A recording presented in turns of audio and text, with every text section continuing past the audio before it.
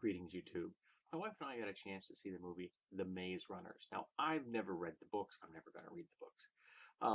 But I'd heard good things about the books. I believe it was Nikki Florence that told me about them first here on YouTube. She really enjoyed them. And I believe she also enjoyed the movie. She talked about the first one. I don't believe she ever discussed the second movie, which is already out. But I found the movie today at Walmart for $5. I'm like, okay, for $5, it's got a commentary track. I'll invest in that. And I knew it was, dystopian, post-apocalyptic. It was a YA novel, um, and it was kind of, Lord of the Flies thing going on. I believe the elevator pitch was Lord of the Flies meets Lost. And the plot, I'm probably not spoiling this for anybody who's been out for a while, is that, these kids wake up in this glade, this clearing inside of a maze. They have no memory other than their names, and they don't know why they're there, and they're trying to find their way out. That's the goal. That's what their goal is, find their way out, to go home, essentially. And apparently in the novel, the walls of the maze were much taller than they are presented in the film. Because the walls in the film look like they could have been overcome. As one of the gladers, they call themselves, discusses, that the vines don't go all the way up, but the vines do go part of the way up. And they have access to metal and vines, which they can where they can make cordage. They can make cordage, and they have access to metal. They can make a grappling hook with a line with knots on it. And once you have that up, you can build more extensive. You can use a rope ladder, which you can make out of sticks and rope or cordage. So you could have gotten to the top of that wall if you really wanted to. Now, the maze runners were out there memorizing everything, but I didn't see any markings on the maze walls, which makes no sense. If you're running this on a regular basis, you want to find the best track, and you're putting new runners into this mix on a regular basis because you lose the runners in the maze, um, then you would have put marks. That would have made sense, as opposed to having to keep the entire thing in your head. That's just inefficient. That's folklore. Whenever you can document something, it's better than just keeping it inside your skull. Ask the difference between the Romans and barbarians. Their ability to record things was a major factor in their success. It was well done. It was attractively filmed, and it was very well. The effects were solid. The feel and look of the film had a nice quality to it. Apparently, it was all digital, which is kind of interesting. There was no 35mm actual film involved in this process. The big baddies in the film, the Grievers, I thought were excellently done. The sound they made, I listened to the sound, I'm like, the same team that did the Cloverfield Monster Man did these guys, because that's the Cloverfield Monster sound. And if you look at the monsters, they definitely kind of had a movement that reminded me a lot of smaller scale the monster from Cloverfield. So yeah, I thought they were quite attractive and very well not attractive, but very well done because they are kind of hideous looking. But I've always liked multi-legged things. The scorpion tail was a nice touch. So overall, I thought it was fun. I enjoyed it a great deal. I thought it was significantly better than Divergent, which is another YA novel film adaptation I've seen recently. Though I am confused about the ending. Now, the whole concept of this is that these kids are being tested somehow, and somehow solving this puzzle will prove that they were successful. The thing is, they were supposed to be resistant to a disease. Throwing them into a puzzle does not in any way, shape, or form prove they are better or worse at surviving a disease. You don't test a disease tolerance by problem solving. That's purely a biological function. Either the organism is resistant to disease and they don't get the disease, or the disease takes longer to incubate, or they recover more quickly, or something like that, or it doesn't. That's how you test a disease. You breed a disease-resistant strain in a lab. You don't throw your lab animals into a maze to see how clever they are, because how clever you are has no bearing whatsoever on your ability to resist a disease.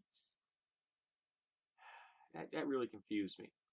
But like the biggest failing of this, however, was in the last scene of the film, and this is a spoiler, so if you haven't seen it, be aware.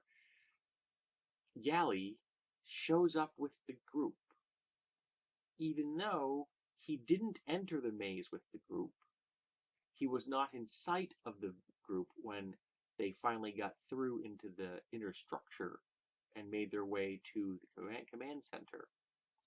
And there were 3 giant stone doors, portcullises, and a metal iris between him and the hallway that led to the command center. How did he do that? He didn't have a key, didn't have a code. The doors were in his way, and yet he just magically appears because the narrative structure required him to. Now, in the novel, apparently, he came with the group and still eventually turned on them because he is the shining example of social conservatism, and of course, social conservatism is a mental disease. And in the book, he was not hit with a spear. He was injured, but not through physical combat. But he was not dead. He was unconscious. But technically, at the end of the movie, you don't know if he's dead. He may still be alive. People have survived more grievous wounds than being hit with a spear. But I was just baffled. I'm like, how did he get here? And that really kind of ruined that scene for me.